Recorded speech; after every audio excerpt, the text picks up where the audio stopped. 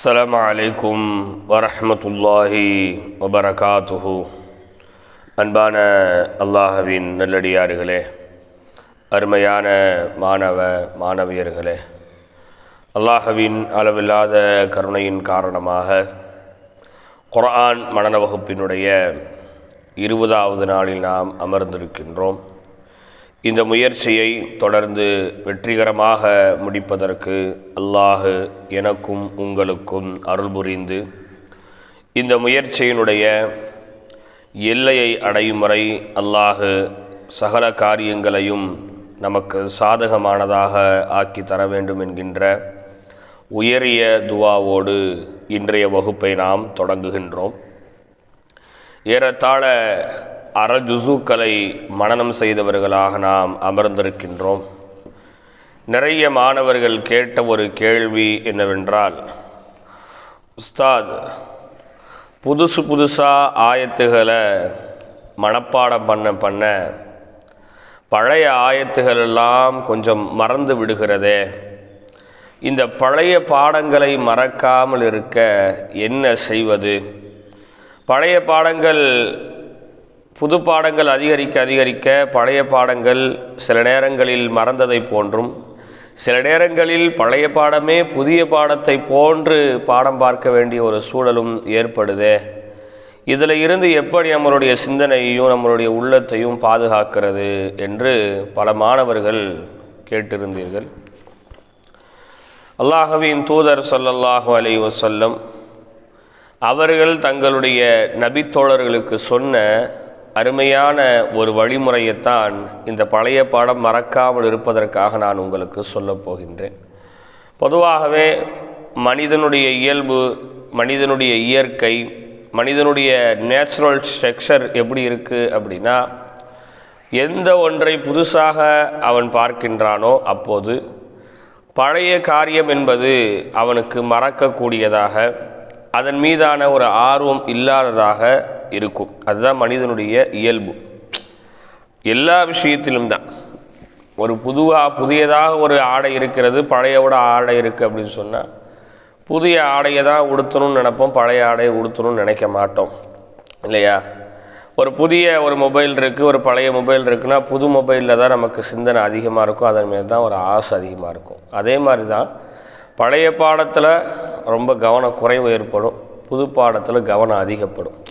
புது பாடத்தில் கவனம் அதிகப்படுறதுனால பழைய பாடத்தில் கவனம் குறைவு ஏற்படும். கவனக்குறைவு ஏற்பட்டதுன்னு சொன்னாலே பாடங்கள் கொஞ்சம் கொஞ்சமாக மறக்க ஆரம்பிச்சிடும். அப்போ இந்த பழைய பாடங்களை மறக்காமல் இருக்க நீங்கள் என்ன செய்யணும்? அதற்கான வழிமுறை என்ன? யஸீத் இப்னு சலமத்தல் ஜுஅஃபி ரலியல்லாஹு தஆலா அன்ஹு அவர்கள் நபி ஸல்லல்லாஹு அலைஹி வஸல்லம் அவங்கள்ட்ட வந்தாங்க. வந்து சொன்னார்கள், அல்லாஹ்வின் தூதரே, இன்னி சமிஅத்து மின்க ஹதீஸன் கசீரன். அல்லாஹ்வின் தூதரே, நான் உங்கள்கிட்ட இருந்து நிறைய ஹதீஸுகளை நான் கேட்டிருக்கிறேன். 1 2 அப்படின்னு சொல்லி ஒரு விரலை விட்டு என்ற அளவுக்கெல்லாம் இல்லை, ஏராளமான ஹதீஸுகளை நான் கேட்டிருக்கிறேன். இப்படி கேட்டதுனால எனக்குள்ள என்ன ஒரு அச்சம் ஏற்படுகிறதுன்னு சொன்னால், அகாஃபு அன் யுன்சிய அவ்வலஹு ஆஹிரஹு. நாயகமே, நிறைய ஹதீஸை நான் கேட்டதுனால எனக்குள்ள என்ன பயம் ஒன்று ஏற்படுகிறதுனா, இப்போது கேட்பது ஞாபகத்தில் இருக்கிறது, முன்பு கேட்டது மறந்து போயிடுச்சு. இந்த ஹதீஸுக்கும் நம்ம புது பாடத்துக்கும் ஒரு பழைய பாடத்துக்கும் தொடர்பு இருக்குது. என்ன சொல்கிறாங்க? யுன்சிய அவ்வலஹும் ஆகிரஹும்.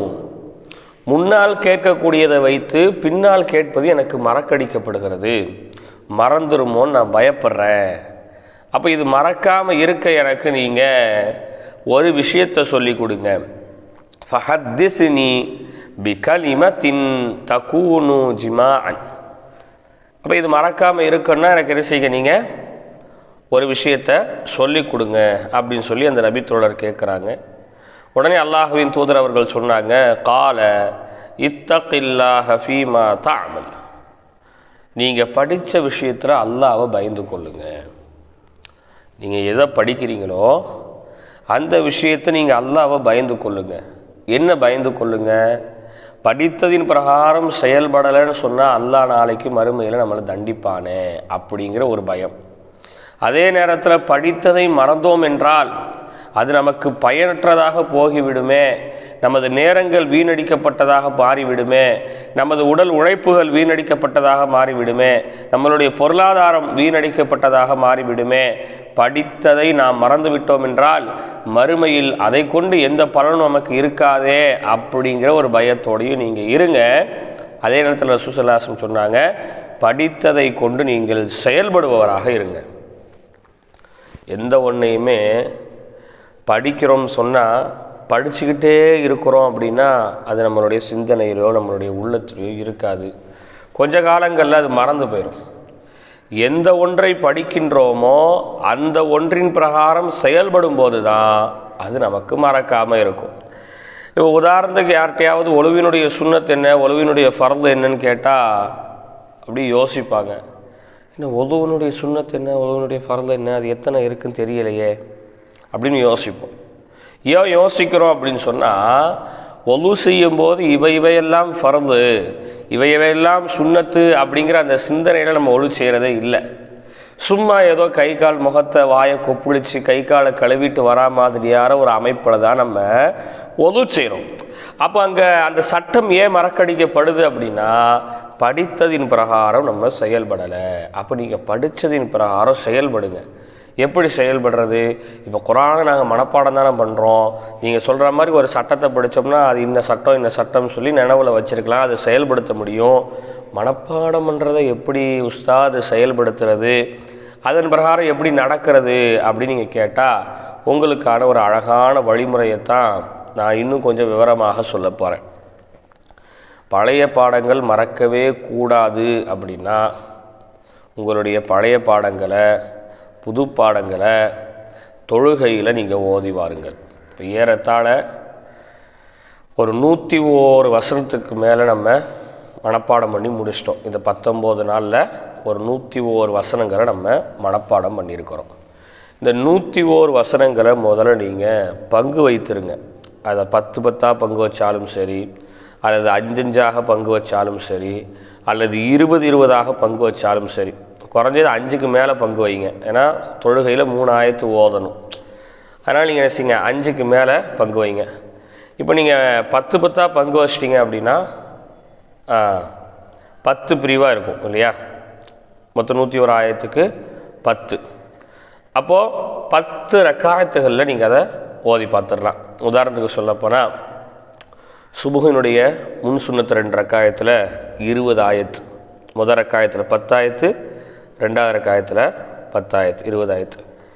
அதே மாதிரி லொஹரினுடைய முன் சுன்னத்தில் 2 ரக்காயத்தில், பின் சுன்னத்தில் 2 ரக்காயத்து, ஆக மொத்தம் 4 ரக்காயத்து. அப்போது முன் சுன்னத்தில் 10, முன் சுன்னத்தில் 20, பின் சுன்னத்தில் 20, அப்போ 60 ஆயத்தாயிரும். அப்புறம் அசருடைய முன் சுன்னத்தில் 2, 80 ஆயத்தாயிரும். மகரிபினுடைய முன் சுன்னத்து, மகரிபினுடைய பின் சுன்னத்தில் 2, அப்போது எவ்வளோ ஆகுது? சுபுகில் 20, லுஹரில் 40, 40 20 60, அசரில் 20 80, மகரிபில் 20 100 ஆயத்தாயிரும். மகரிபில் 20 100 ஆயத்து. நான் சொல்கிறது ஒரு மினிமமாக குறைஞ்சது ஒரு 2 ரக்காயத்து சுன்னத்து நம்ம என்ன செய்கிறது, தொடணும் இல்லையா? இதை நீங்கள் 5 பங்கு வச்சிங்கன்னு வைங்க, உங்களுக்கு ஓதுறதும் லேசு, உங்களால் எல்லா தொழுகையிலையும் அதை ஓதிக்க முடியும். 5 பங்கு வச்சா எப்படி வருவீங்க? சுபுகினுடைய முன் சுன்னத்தில் 10, சுபுகினுடைய ஃபர்தில் 10, சுபுகினுடைய முன் சுன்னத்தில் 10, சுபுகினுடைய ஃபர்தில் 10, 20 ரக்காயத்தாயிரு, 20 ஆயத்தாயிருச்சு. அடுத்து லொஹருடைய முன் சுன்னத்தில் 10, லொஹருடைய ஃபர்தில் 10, லொஹருடைய பின் சுன்னத்தில் 10, அப்போ லொஹர்லேயே 30 ஆயத்தாயிரும். அப்போ 20 30 50. அது மாதிரி அசருடைய முன் சுன்னத்தில் 10, அசருடைய முன் சுன்னத்தில் 10 60, அப்புறம் அசருடைய ஃபர்தில் 10 70, மகரிபினுடைய ஃபர்தில் 10 80, சுன்னத்தில் 10 90. அதற்கு பிறகு இஷாவினுடைய ஃபர்திலையோ முன் சுன்னத்திலையோ பின் சுன்னத்திலையோ ஒரு 10, அதாவது 5 சரியா? அப்போ என்னவாயிரும் அப்படின்னா அந்த பாடங்கள் மறக்கவே செய்யாது. அப்போ ஆயத்து கூட கூட கூட கூட நீங்கள் தொழுகையில் ஓதி பார்க்கக்கூடிய அந்த எண்ணிக்கையை நீங்கள் கூட்டிக்கிட்டே போகணும். அப்போ இன்றைக்கி சுபூலேருந்து அலிஃப்லா மீமில் ஆரம்பித்து ஒரு 5 ஆயத்து முதல் ரக்காயத்தில் முன் சுன்னத்தில் முடிக்கணும் அப்படின்னு சொல்லி என்ன செய்கிறது, நியத்து வைக்கிறது. அடுத்து அப்போ இதில் 10 ஆயத்து முடிஞ்சுன்னா அடுத்த லோகரில் அடுத்தடுத்த பாடத்தை அப்புறம் ஒரு பாடம் சொல்லி பார்த்தா மாதிரி ஆயிரும். தொழுகையில் கொஞ்சம் நீண்ட நேரம் நின்னா மாதிரி ஆயிரும். தொழுகையை கொஞ்சம் ராகத்தாக தொழுதா மாதிரி ஆயிரும். தொழுகையில் ஓதுறதுக்கான ஒரு தனி பயிற்சி எடுத்த மாதிரி ஆயிரும். அப்படியே அதை கொஞ்சம் சத்தமாக ஓதி பழகினீங்கன்னு சொன்னால் தொலை வைக்கிறதுக்கான ஒரு பழக்கமும் வந்துடும். அப்போ இவ்வளோ ப்ராஃபிட்டு ஒரு பெனிஃபிட்டு அப்படி நீங்கள் ஓதி பார்க்குறது மூலமாக இருக்குது. இன்னொன்று பழைய பாடம் காலத்துக்கும் மறக்காது. பழைய பாடம் மறக்குமான்னு கேட்டால் என்ன செய்யாது, காலத்துக்கும் மறக்கவே செய்யாது. அப்போது தொழுகையில் எந்தெந்த தொழுகையில் நீங்கள் எப்படி விரும்புகிறீங்களோ அப்படி ஓதி பார்த்து என்ன செய்யுங்க, இன்ஷா அல்லாஹ் உங்களுடைய பாடங்களை நீங்கள் நினைவில் வைத்து கொள்ளுங்கள். அதுபோன்று நிறைய மாணவர்கள் ரெண்டாவதாக ஒரு கேள்வி என்ன கேட்டிருந்தீங்க அப்படின்னா, சில வார்த்தைகள் உடனே புரிய மாட்டுக்கு, அதை உடனே வாய்க்குள்ளே நுழைய வருதில்லை, அது ரொம்ப ஒரு குளறுபடியாக இருக்கிறத, அப்போ என்ன செய்கிறது அப்படின்னு கேட்டிருந்தீங்க. அதற்கும் அல்லாஹ்வின் தூதருடைய ஒரு வழிமுறையைத்தான் நான் உங்களுக்கு சொல்ல போகிறேன். நபி ஸல்லல்லாஹு அலைஹி வஸல்லம் அவங்க மக்கள் ஏதாவது ஒரு விஷயத்தை விளங்கி கொள்ள வேண்டும் என்று சொன்னால் அந்த விஷயத்தை தொடர்ந்து 3 முறை அல்லாஹ்வின் தூதர் அவர்கள் மக்களுக்கு மத்தியில் சொல்லி காமிப்பாங்க. ஏன்னா மக்கள் அதை இன்னும் கொஞ்சம் நல்லா கேட்கணும், இன்னும் கொஞ்சம் மனசில் ஏற்றணும், அதை இன்னும் வாய் வழியாக நல்லா சொல்லணும் அப்படிங்கிறதுக்காக ஒரு செய்தியை என்ன செய்வாங்க, 3 முறை, அதாவது ஒரு சில ஹதீஸுகளில் வலது பக்கமாக பார்த்து 3 முறை, நேராக பார்த்து 3 முறை, இடது பக்கமாக பார்த்து 3 முறை சொல்லுவாங்க. சபை பெரியதாக இருந்தால் பெருமானார் இந்த வழிமுறையை கையாள்வாங்க. சபை சிறியதாக இருந்து புதிய வார்த்தைகளாகவோ அல்லது ஒரு செயலுடைய முக்கியத்துவத்தை காமிக்கிறதுக்காகவோ பெருமானார் பேசினாங்கன்னா அதை 3 முறை சொல்லி காமிப்பாங்க. அப்போ 3 முறை சொல்லி பாருங்கள், குறைஞ்சது 3 முறை சொல்லி வாய்க்குள்ளே அது வரலைன்னா 5 முறை சொல்லுங்கள். 5 முறை சொல்லியும் வாய்க்குள்ளே வரலைன்னா 7 முறை சொல்லுங்கள். 7 முறை சொல்லியும் வாய்க்குள்ளே வரலைன்னா 9 முறை. ஒத்தப்படையாக எவ்வளோ நாள் என்ன செய்யுங்க, அதிகப்படுத்துங்க. அது மாதிரி புது பாடத்தை கொஞ்சம் குறைச்சி கொடுக்கலாமா, 10 ஆயத்தான் என்ன செய்யுது போகுது, ரொம்ப பெருசாக தெரியுதே அப்படின்னு சொல்லி நிறைய மாணவர்கள் அதையும் கேட்டுக்கொண்டீங்க. இன்ஷா அல்லாஹ் உங்களால் எவ்வளோ பாடம் கொடுக்க முடியுமோ அவ்வளோ பாடத்தை நீங்கள் என்ன செய்யுங்க, கொடுங்க. இவ்வளவுதான் அப்படின்னு நாம் சொல்கிறதுக்கான ஒரு காரணம் என்ன அப்படின்னா, நாம் ஒரு டைம் நிர்ணயிச்சிருக்கிறோம். ஒரு 2 ஆண்டுக்குள்ளே நம்மளால் இதை முழுமைப்படுத்த முடியுமா அப்படிங்கிறதுக்காக ஒரு கால அளவை நம்ம நிர்ணயிச்சிருக்கிறோம். அந்த கால அளவுக்குள்ளே முடிக்கணும் அப்படிங்கிறோடைய நோக்கத்தில் தான் நம்ம மீண்டும் மீண்டும் அதை சொல்கிறோமே தவிர உங்களை கஷ்டப்படுத்தி பாடம் கேட்கணும் அப்படிங்கிறதுக்காக என்ன செய்யலை, சொல்லலை.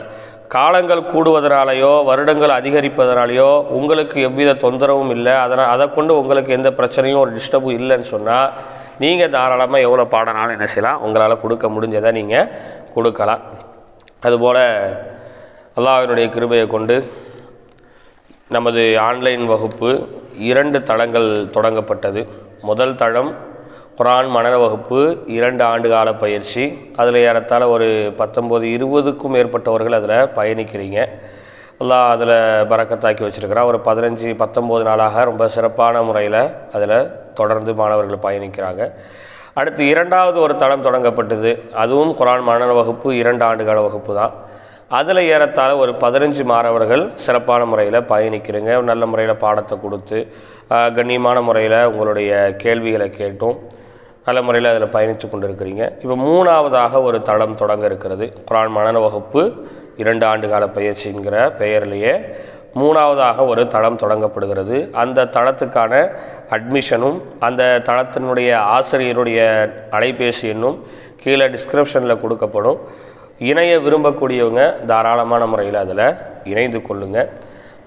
கீழே கொடுக்கப்படக்கூடிய நம்பருக்கு யாரும் ஃபோன் செய்ய வேண்டாம். முடிஞ்ச அளவுக்கு நீங்கள் வாட்ஸ்அப்லேயே தொடர்பு கொள்ளுங்கள். உங்களுக்கான அந்த விவரங்களை சொல்லப்படும். விவரங்களை சொல்லப்பட்டதற்கு பின்னால் மதரசாவுடைய விதிமுறைகள் சொல்லப்படும். மதரசாவுடைய விதிமுறைகளை சொன்னதற்கு பிறகு உங்களை தளத்தில் இணைக்கப்படும். தளத்தில் இணைத்ததற்கு பிறகு இன்ஷா அல்லாஹ் பாடங்கள் தொடர்ச்சியாக வரும். இந்த 3வது தளம் எப்போ பாடம் தொடங்கப்படுது அப்படின்னா 1ஆம் தேதி இன்ஷா அல்லாஹ் பாடம் தொடங்கப்படுது. அதில் இன்னும் நிறைய நபர்கள் சேராமல் இருக்கிறதுனால ரொம்ப சேர்க்கை கம்மியாக இருக்குது. அப்போ ஆட்கள் கொஞ்சம் சேர்ந்ததுக்கு பிறகு 1ஆம் தேதி இன்ஷா அல்லாஹ் பாடம் தொடங்கப்படும். அதில் சேர விரும்புகிறவங்க தாராளமான முறையில் இன்ஷா அல்லாஹ் இணைந்து கொள்ளுங்கள், சேர்ந்து கொள்ளுங்கள். அல்லாஹ் தஆலா குர்ஆனை ஓதி கொடுக்கக்கூடிய நசீபினை நம் அனைவருக்கும் அல்லாஹ் தந்தருள் புரிவானாக. இப்போ இன்னைக்கான பழைய பாடம் அப்படிங்கிறது சூரத்துல் பக்ரா அலிஃப் லாம் மீனுடைய முதல் வசனத்திலிருந்து ஏறத்தாழ 95 வசனம் வரையிலும். இன்றைய சபக் பாடம் என்பது 95வது வசனத்திலிருந்து 101வது வசனம் வரையிலும். இன்றைய புதுப்பாடம் என்பது 101வது வசனத்திலிருந்து இன்ஷா அல்லாஹ் ஒரு 110னா ரொம்ப பெருசு, ஏறத்தாழ 101லேருந்து 110 போனால் 2 பக்கம் போக வேண்டியிருக்கு. இப்போ கொஞ்சம் பெருசாக இருக்குது. 101லேருந்து ஒரு 105 வரையிலும் இன்ஷா அல்லாஹ். இன்றைய புதுப்பாடம் வசனம் 101லிருந்து 105 வரையிலும் இன்ஷா அல்லாஹ் இன்றைய புதுப்பாடமாக இருக்கிறது. மிகுந்த கவனத்தோடும் ஆர்வத்தோடும் சிந்தனையோடும் ஷைத்தானுடைய இடையூறுகளுக்கும் சிந்தனை மாற்றங்களுக்கும் இடம் கொடுக்காமல் தொடர்ச்சியான முறையில் பாடத்தை பார்த்து வாருங்கள். அல்லாஹ் இதிலே நம் அனைவருக்கும் முழுமையான வெற்றியை கொடுப்பானாக. அஊது பில்லாஹி மினஷ் ஷைத்தானிர் ரஜீம். பிஸ்மில்லாஹிர் ரஹ்மானிர் ரஹீம்.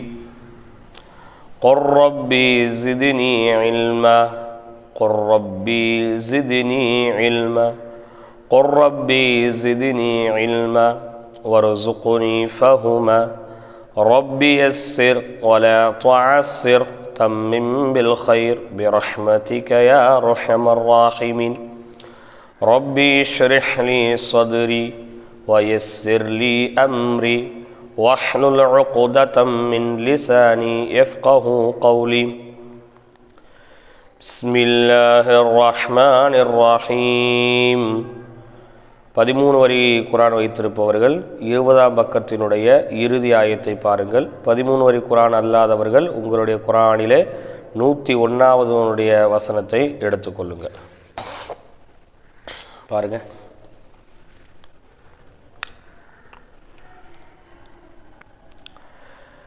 واتبعوا ما تتلو الشياطين على ملك سليمان وما كفر سليمان ولكن الشياطين كفروا يعلمون الناس السحر وما أنزل على الملكين ببابل هاروت وماروت وما يعلمان من أحد حتى يقولا إنما نحن فتنة فلا تكفر فيتعلمون منهما ما يفرقون به بين المرء وزوجه وما هم بضارين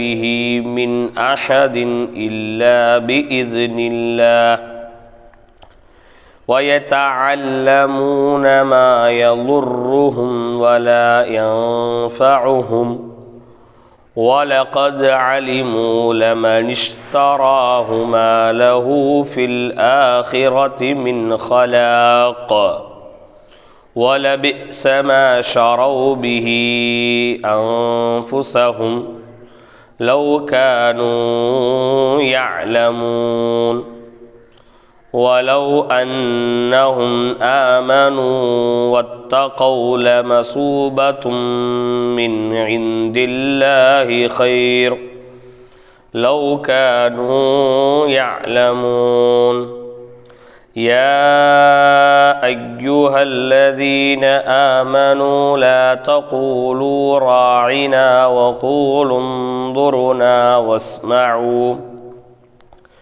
وَلِلْكَافِرِينَ عَذَابٌ أَلِيمٌ مَا يَوَدُّ الَّذِينَ كَفَرُوا مِنْ أَهْلِ الْكِتَابِ وَلَا الْمُشْرِكِينَ أَنْ يُنَزَّلَ عَلَيْكُمْ من خير من ربكم والله يختص برحمته من يشاء والله ذو الفضل العظيم. நாளையோட இன்ஷா அல்லாஹ் முக்கா ஜுஸ் முடியும். அல்ஹம்துலில்லாஹ். பாருங்க, கொஞ்சம் இன்னும் பொறுமையாக ஓதுறேன், நல்ல முறையில் கவனிச்சுக்கோங்க. واتبعوا ما تتلو الشياطين على ملك سليمان وما كفر سليمان ولكن الشياطين كفروا يعلمون الناس السحر وما أنزل على الملكين ببابل هاروت وماروت وما يعلمان من أحد حتى يقولا إنما نحن فتنة فلا تكفر سيتعلمون منهما ما يفرقون به بين المرء وزوجه وما هم بضارين به من أحد إلا بإذن الله ويتعلمون ما يضرهم ولا ينفعهم ولقد علموا لمن اشتراه ما له في الآخرة من خلاق ولبئس ما شروا به أنفسهم لو كانوا يعلمون ولو أنهم آمنوا واتقوا لمثوبة من عند الله خير لو كانوا يعلمون. يا أيها الذين آمنوا لا تقولوا راعنا وقولوا انظرنا واسمعوا وللكافرين عذاب أليم.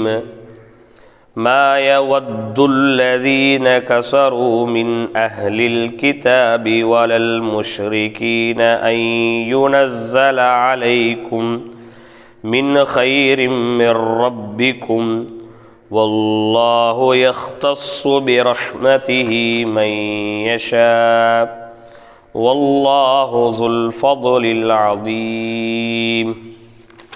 இன்னொரு முறை பார்த்துக்கங்க.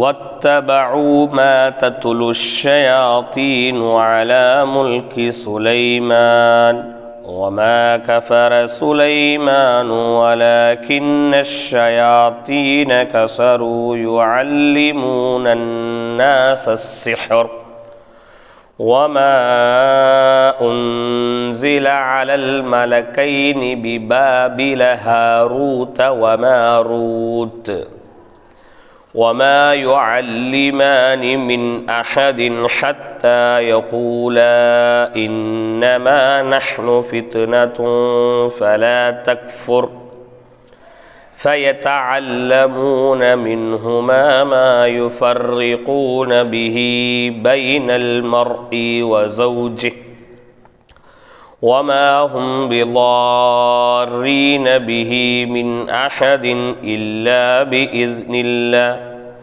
ويتعلمون ما يضرهم ولا ينفعهم ولقد علموا لمن اشتراه ما له في الآخرة من خلاق ولبئس ما شروا به أنفسهم لو كانوا يعلمون ولو أنهم آمنوا واتقوا لمثوبة من عند الله خير لو كانوا يعلمون.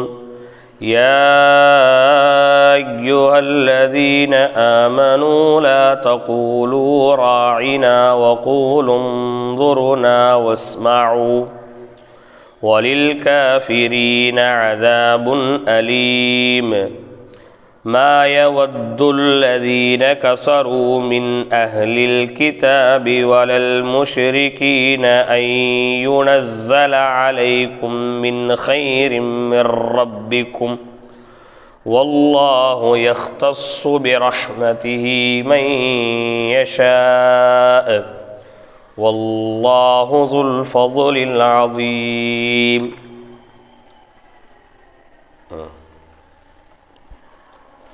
கொஞ்சம் வேகமாக கவனிச்சிங்க.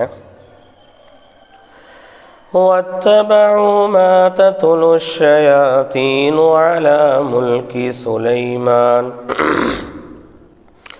وما كفر سليمان ولكن الشياطين كفروا يعلمون الناس السحر وما أنزل على الملكين ببابل هاروت وماروت وما يعلمان من أحد حتى يقولا إنما نحن فتنة فلا تكفر فيتعلمون منهما ما يفرقون به بين المرء وزوجه وما هم بضارين به من أحد إلا بإذن الله ويتعلمون ما يضرهم ولا ينفعهم ولقد علموا لمن اشتراه ما له في الآخرة من خلاق ولبئس ما شروا به أنفسهم لو كانوا يعلمون ولو أنهم آمنوا واتقوا لمثوبة من عند الله خير لو كانوا يعلمون. يا أيها الذين آمنوا لا تقولوا راعنا وقولوا انظرنا واسمعوا وللكافرين عذاب أليم. ما يود الذين كفروا من أهل الكتاب ولا المشركين أن ينزل عليكم من خير من ربكم والله يختص برحمته من يشاء والله ذو الفضل العظيم. واتبعوا ما تتلو الشياطين على ملك سليمان وما كفر سليمان ولكن الشياطين كفروا يعلمون الناس السحر وما أنزل على الملكين ببابل هاروت وماروت وما يعلمان من أحد حتى يقولا إنما نحن فتنة فلا تكفر سيتعلمون منهما ما يفرقون به بين المرء وزوجه وما هم بضارين به من أحد إلا بإذن الله ويتعلمون منهما ما يفرقون به بين المرء وزوجه وما هم بضارين به من أحد إلا بإذن الله ويتعلمون ما يضرهم ولا ينفعهم ولقد علموا لمن اشتراه ما له في الآخرة من خلاق ولبئس ما شروا به لو كانوا أنفسهم يعلمون. ولو أنهم آمنوا واتقوا لمثوبة من عند الله خير لو كانوا يعلمون. يا أيها الذين آمنوا لا تقولوا راعنا وقولوا انظرنا واسمعوا وَلِلْكَافِرِينَ عَذَابٌ أَلِيمٌ مَا يَوَدُّ الَّذِينَ كَفَرُوا مِنْ أَهْلِ الْكِتَابِ وَلَا الْمُشْرِكِينَ أَنْ يُنَزَّلَ عَلَيْكُمْ مِنْ خَيْرٍ مِنْ رَبِّكُمْ وَاللَّهُ يَخْتَصُّ بِرَحْمَتِهِ مَنْ يَشَاءُ وَاللَّهُ ذُو الْفَضْلِ الْعَظِيمِ صدق الله العظيم وصدق رسوله النبي الكريم ونحن على ذلك من الشاهدين والشاكرين والحمد لله رب العالمين. அல்லாஹ்வுடைய கிருபையை கொண்டு இன்றைய புதுப்பாடம் முடிந்தது. இன்ஷா அல்லாஹ் புதுப்பாடம், பழைய பாடம், சபக் பாடம் ஆகிய அனைத்து பாடங்களையும் சிறந்த முறையில் வலுவான முயற்சிகளோடு அளவில்லாத தியாகத்தோடு பாடங்களை பாருங்கள். நிச்சயம் குர்ஆனை முழுமையாக நிரந்தரமாக நம் மரணம் வரையிலும் நம் மனதில் சுமக்கும் பாக்கியத்தை அல்லாஹ் தருவானாக.